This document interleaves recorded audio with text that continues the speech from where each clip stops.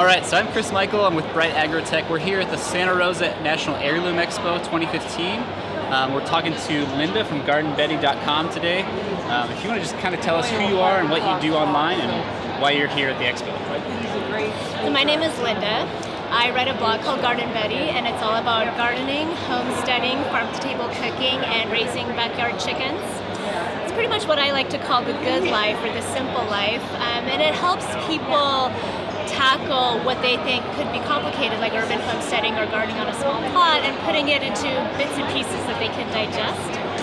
And today I'm here at the expo because I was speaking about food waste and how to reduce your waste in the kitchen. A lot of times, well, recently, ugly fruits and ugly vegetables have been taking center stage in the news as far as what you should or should not waste. But a better way of approaching the food waste issue is actually taking the vegetable that you have, say radishes that have their greens attached, and then learning how to utilize the roots as well as the leaves. And people might be surprised to learn that there is much more that you can actually eat than you think. Aside from radishes, there's beet greens, turnip greens, carrot tops. If you grow your own food at home, tomato leaves, pepper leaves, bean leaves, all of these greens that we normally compost or discard are actually edible and can be turned into full meals. And even though we as Americans think that that's kind of an exotic or a radical idea, it's very common elsewhere around the world of people treating these odds and ends, what we think of them. They're actually staples in other countries. That's interesting. So part of our philosophy here at Bright Agrotech is kind of this new body, old soul.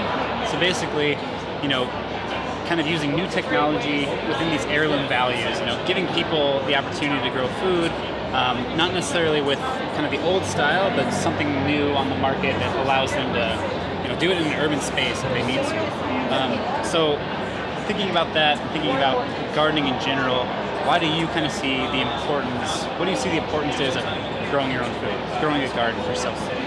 Well, aside from it being very therapeutic, I think it's important for people to grow their own food, even if it's just starting with herbs, because it really makes you feel more connected to food.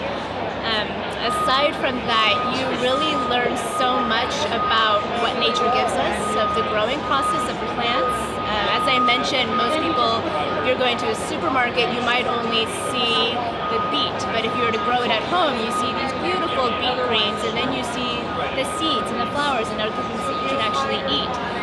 So being exposed to the plant in its entirety not only makes you more connected to what you're eating, but it also introduces a whole new range of vegetables that comes out of a single plant that you grow. Sure, that makes a lot of sense. So we're optimistic about where the future of food is heading. We know you've traveled a lot. We've seen it in your blog. With all your travels, with all your experiences, whether around the world or here in the States, what has inspired you most? What gets you most optimistic about the future of food?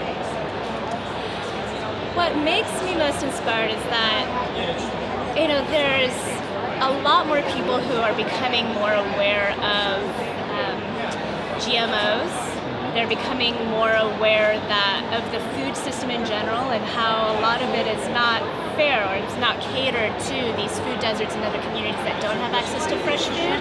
We tend to take food, and especially vegetables and fruits, for granted because they're there in the market. Always there. Yeah. And they're there year-round. Mm-hmm. So all over the world that I've seen, people are learning to eat seasonally. They're learning to grow things that are adapted to their environment. Learning that, here we can have tomatoes in winter, but at the cost of southern hemisphere where they are growing it and depleting their own land for it. So in general, I think the awareness of where that food comes from, how it has an effect on the environment, what we can do about it, that is actually the most inspiring thing to me. Cool. And learning about that myself. There's a lot out there that I don't know. Yeah, you bet. Nice. Well, we enjoyed talking to you. I'm glad you came by. Where can folks find you online? You can find me on my blog, GardenBetty.com. I'm also on Facebook, Twitter, and Instagram, and they can look for me under Garden Betty. Cool. All right. Well, thanks for coming by again. It was great to meet you. Thank you.